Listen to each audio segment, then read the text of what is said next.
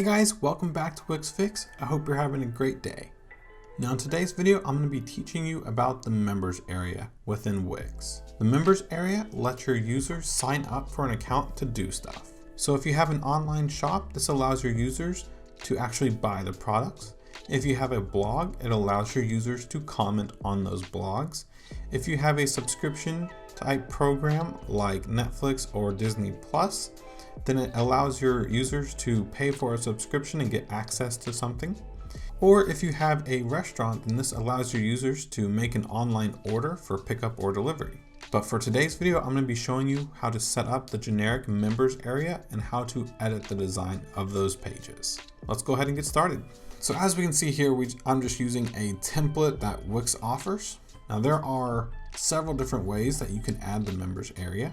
So if you add the store feature or the subscription feature or the restaurant menu feature, then the members area is going to automatically be applied to your website because those are essential for the functionality of those services. However, if you add a blog to your website, then it's going to ask you if you want to add a normal blog or if you want to add a blog with the members area. The one with the members area will allow your users to comment on your blog posts. For today's video, I'm just going to go down to members and add to site.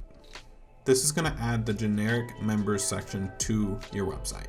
Now, after it adds it to your website, it's going to automatically take you to the My Account page. This is what your user is going to see when they first sign up for your account. You're also going to notice that it added a login bar to your header. This is where your users can sign up, log in, log out, or go to their My Account pages or other pages that are set up. So as you can see from this example, it's going to be this green color. You can also see this green color on the icon right here. I don't know if it might be a little too small on your screens. Now this color is the same color that's in your theme manager for color number 2. So as you can see, you can easily change the color for all of your member pages just by coming to your theme manager and editing color 2. However, this will edit anything else on your website that is tied to color number 2.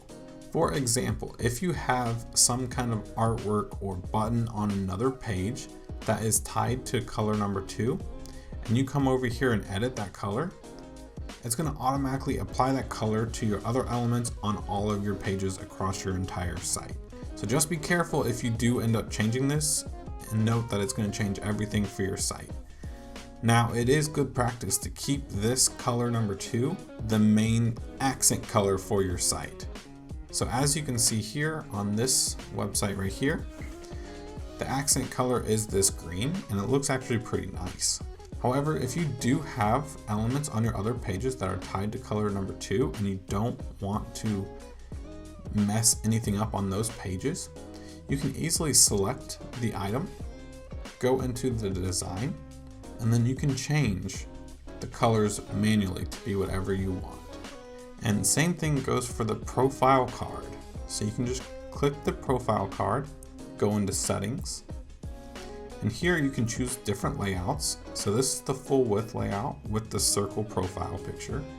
If we go to cards, you're gonna see it's gonna rearrange everything. So basically it's gonna look like this. I do prefer the full width version, so we'll go back to that. And then here we can go to designs, and here we can edit the fonts, the colors, and then the background and border. We can actually change the color for this as well, manually. And we can actually also set a default cover photo for the background, just like that. So as you can see, we're on the My Account page. So if we select the My Account section on the page, here we can edit this font and colors. So as you can see from this website, we only have one member page. So we can come up to pages, member pages, and we can add another member page. So you can add different member pages that are suggested, or you can add a custom page. So you can make it a private page or a public page. But that basically wraps it up for the tutorial. My next video is going to be how to set up a subscription-based website. So if you are interested in that, be sure to subscribe and like the video. Thank you guys again, and I'll see y'all in the next one.